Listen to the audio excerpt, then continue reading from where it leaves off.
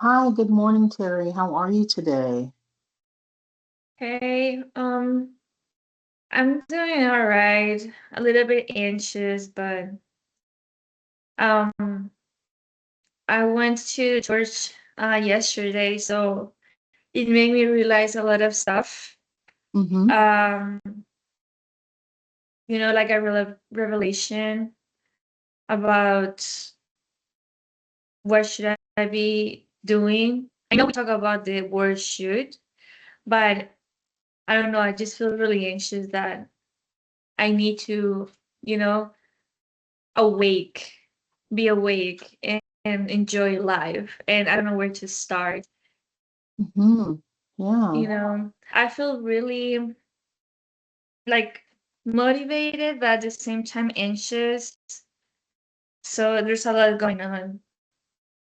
Yeah, it sounds like there's some tension going on for you about some of the thoughts that you might be having around how life should be after Elaine's death and in your life and how you're feeling now. So I definitely want to go back to, the anxiety that you were feeling at church and I want to check in about how you're doing now. But I do need to sort of, for safety, I just want to ask the question that we talk about most every session. Have you had any thoughts about killing yourself? No. Okay. Nothing in the last week since we met last. You mean nothing today? Can you give me a little bit more color on Yeah, well, I still have thoughts um about that. Obviously, like, what would happen with Eileen. Like, I know it's been like a while, but I have nightmares about it. But hmm it's not like I want to decide to not be in the world anymore. I'm just sad. And I don't think I'm brave enough to do that to myself. Like I'm going to church and like those kind of thoughts are away. Like they're hmm teaching me like a lot of stuff about life and the meaning of it. So I Oh, want to make my wife proud. oh, I love that. I love that for you. And then I think it's great that you have this community. We talked a great deal last week about kind of what it felt like to be around people and what it felt like to be in a space and feel safe. Um, I think that's great. And more power to you. And when we talked about last week about thoughts and kind of helpful thoughts and not helpful thoughts and kind of repackaging the things, I want to dive in more a little bit about the anxiety you were describing. So, can you talk to me about what was going on when you were feeling that way, and talk to me about how you're feeling now? Well, before, like when I'm feeling anxious, do you want hmm me to explain how? Well, I feel like Tell me about I what was can. going on. Tell me what was going on and like how you felt. Like what was going on that precipitated you feeling anxious and how you felt when you were anxious. Let's start there. Okay. So before I get anxious, I kind of start like breathing like super rapid, hmm and I don't have like I just go like tunnel vision. hmm And then I know that I'm going to have like kind of a panic attack, if it makes sense. But those are the signals. So those are Um, the physical signals. hmm yes. And when I'm like actually having the anxiety, I I just can't think in anything. Like I feel like hmm I need to find a way to escape, and I just go like red. It's just like Yeah. yeah. It sounds like you have a very physical response to your Yes. anxiety. So you said that the last time you were feeling that level of anxiety was yesterday at church, right? Yes. Did I get that right? Yes. Was there something, can you tell me about what was going on at church that maybe brought that on? Um I don't know if it was a trigger. Maybe I will have to be more aware of my surroundings, but I don't know. It just came to me, that sensation. Do you remember approximately like what was it during the service? Was it during the time before or after? Like what was Yeah, going on? it was before going into church. Oh, remember now that I can relate it to the when we went to when I went to the theater, that I experienced the same thing. So Okay. it was before, like, actually like talking to people in church. So Oh. it's when I just arrived. So when you arrived and I'm just trying to sort of set the scene. Like, so you arrived, you got out of your car and you walked into the church from the parking lot and there was people waiting was there like a vestibule or like an entryway before you go into the Yes. sanctuary? And so tell me what you saw when you saw those humans. Again, like families, like Families. having, a good moment, children, Yeah. um, Yeah.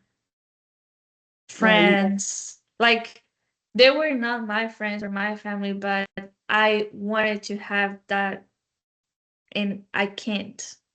Yeah. That must have been so painful.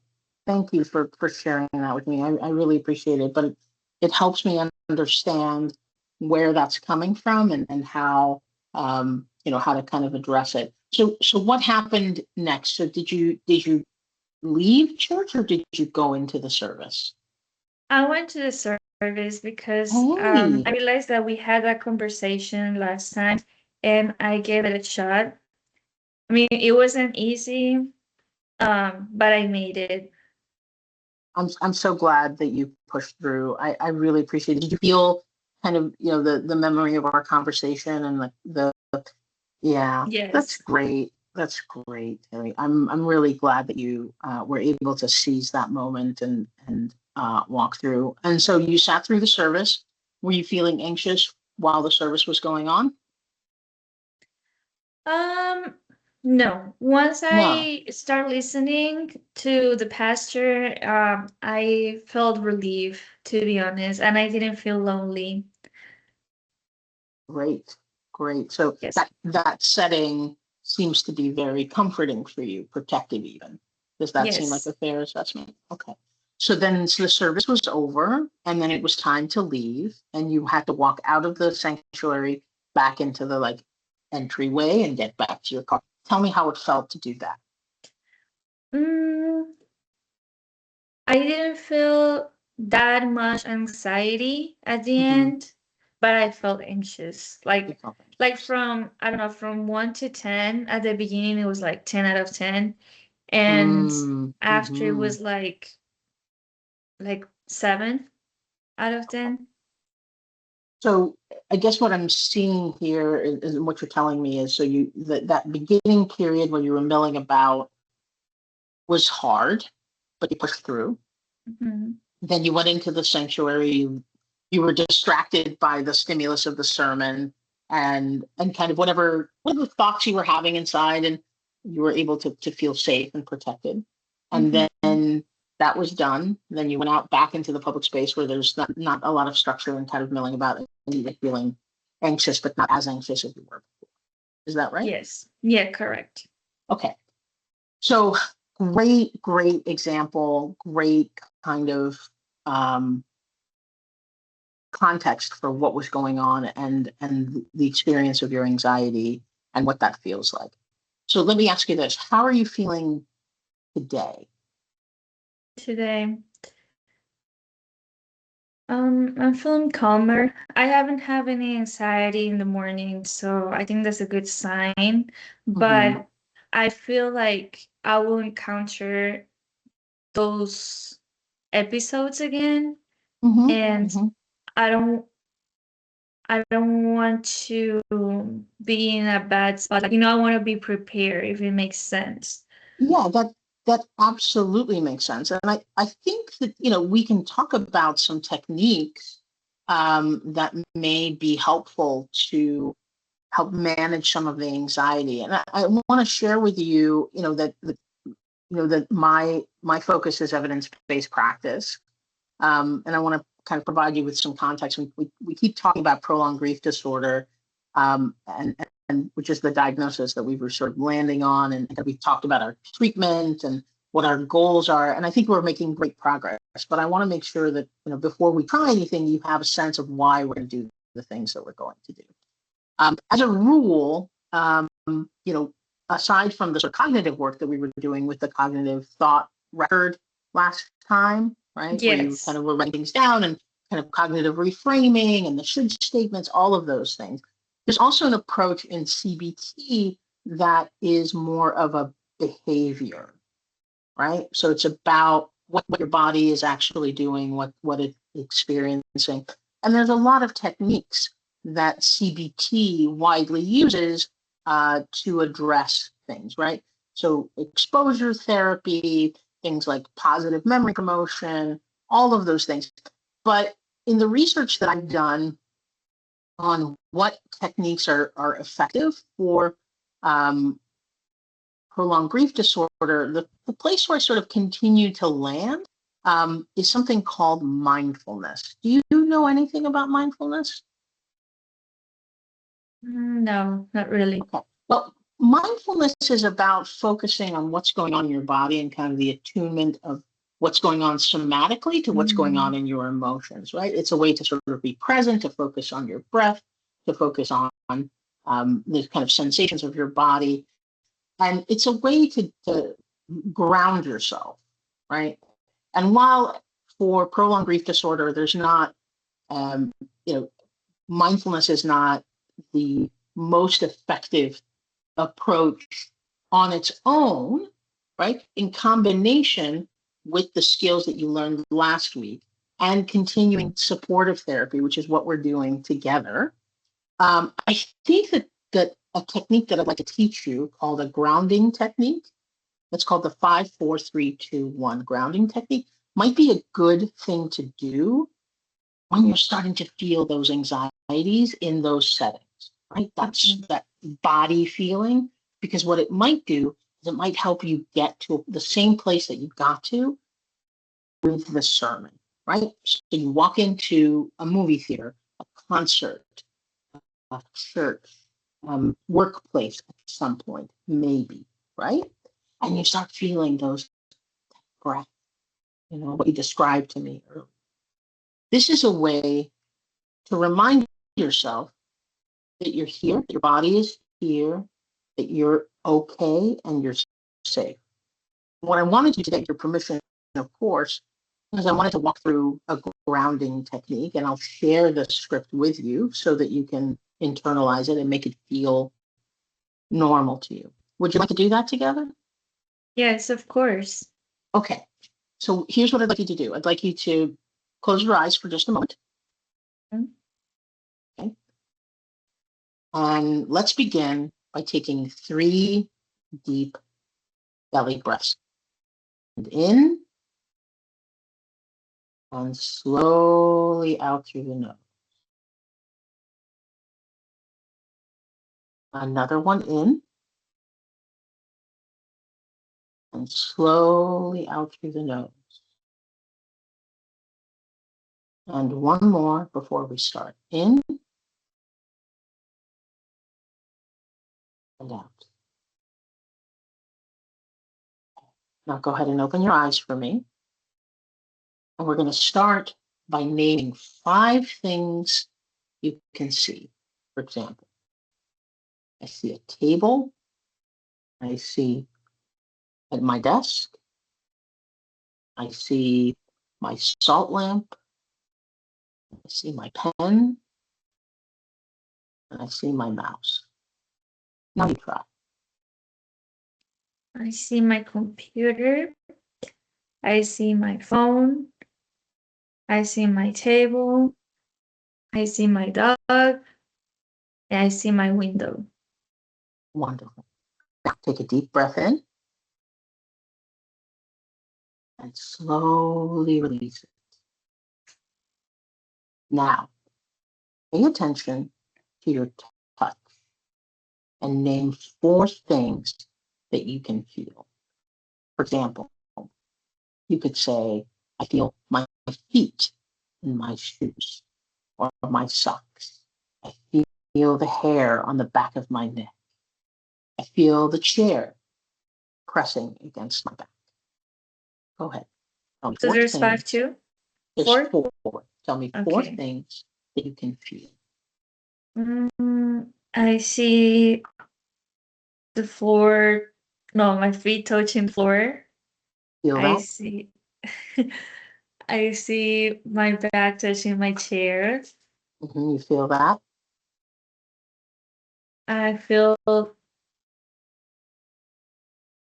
the wind, like the air conditioning. Mm-hmm.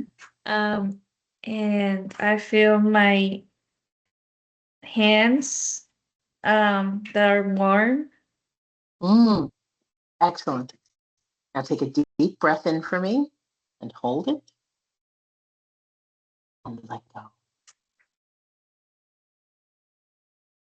Now, we're going to focus on 3 things you can hear. We're going to listen for 3 sounds. You can say, I hear the AC, I hear a dog barking, I hear traffic, lawnmowers. Go ahead, say what you hear. I heard my dog walking. I heard the AC running. Mm-hmm. And I heard your voice. Okay, wonderful. When you're ready, take a deep breath in for me and let go. Now we're down to 2, right? Now mention 2 things that you can smell.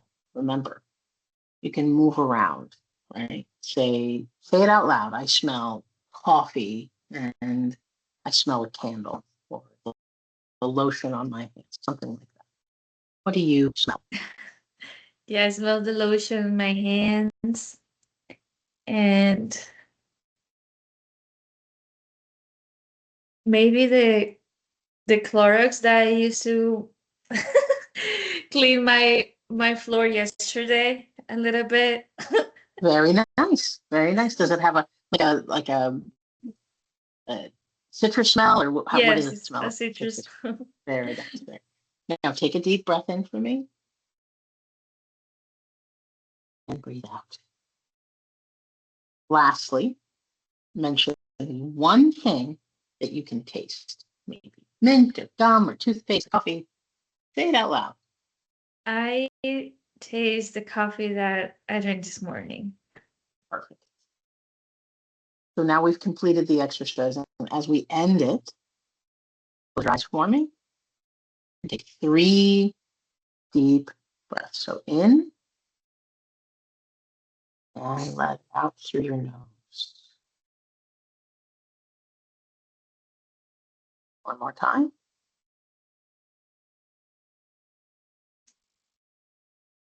Out through your nose.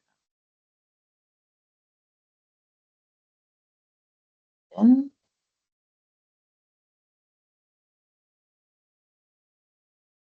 and out. Let your breathing kind of get back to normal. And when you feel that your breathing is back to normal, I want you to say it 3 times. I am safe. I am safe. I am safe. I am safe. I'm safe. And I'm safe. How do you feel? So much better. I feel Great. really good. Great. I feel like I took 3 Xanax at this moment. I feel sick. Well, I guess you could characterize mindfulness as nature's Xanax.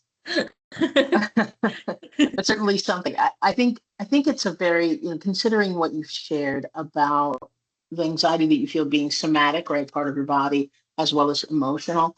I think this might be a great technique to practice in a couple of ways. So, where do you think would be the best place to do it? Like, what would be the safest space for you to practice that technique? My bed, in your bed. in my car. Mm-hmm. Mm-hmm. Um, yeah, I think those places. Yeah. I think those are great places. I think, getting out of your comfort zone is also where you're going to start feeling those feelings. So let's say that you go to church and you're in the vestibule before you go into the service. Do you think that there's a place where you can go to have a little bit of space in the church to take yourself through? Because as you can see, that took less than 5 minutes, I would say. And as you practice this practice, you're going to get better and better at it. And there's going to be this temptation to sort of be like, okay, I'm only going to do the one thing, right? And that's a sign that things are working, but you want to make sure that you sort of stick to it, right? And that you give yourself the time and the space. It's just as much about the technique itself as it is giving yourself the space to kind of calm down yourself. You know what I mean?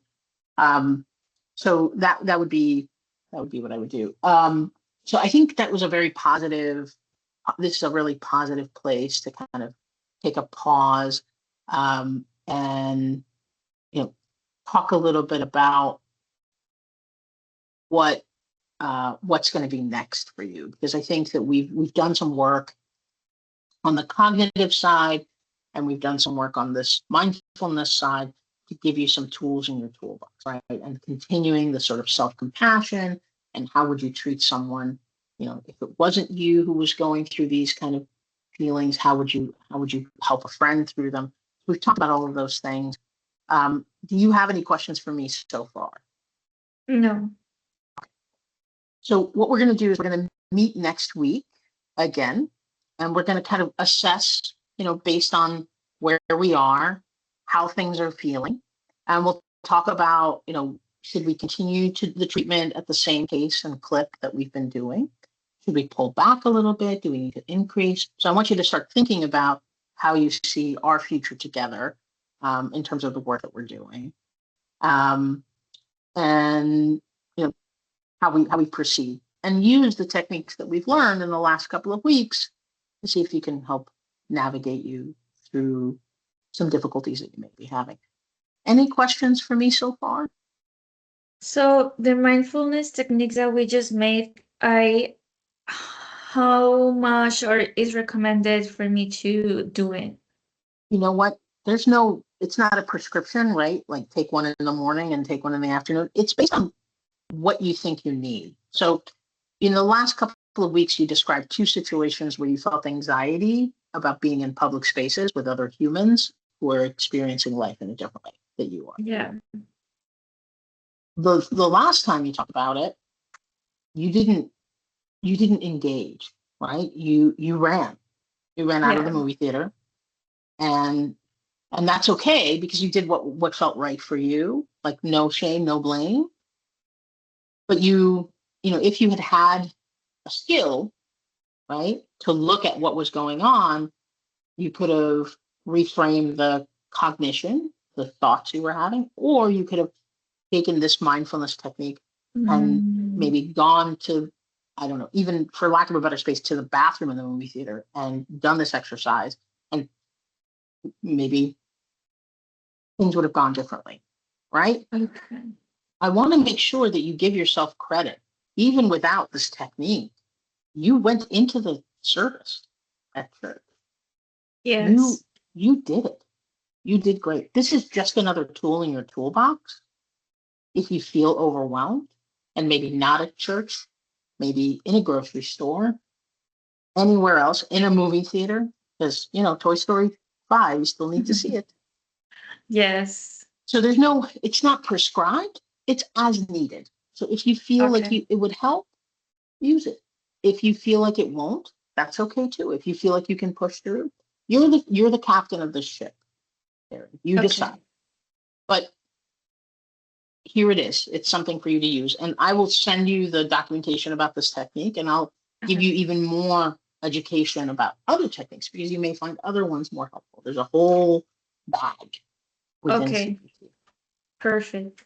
Excellent. So for homework, I'd like you to, for next session, I'd love for you to sort of make notice of any kind of anxiety or anything else that's been going on, and we can talk about it in the next session. And as always, if you wouldn't mind filling out the uh, PG-13, just to kind of Okay. see where we are. Um, and then we'll go from there. Okay. Okay. Sounds good. Thank you. All right. Have a wonderful rest of your day. You too.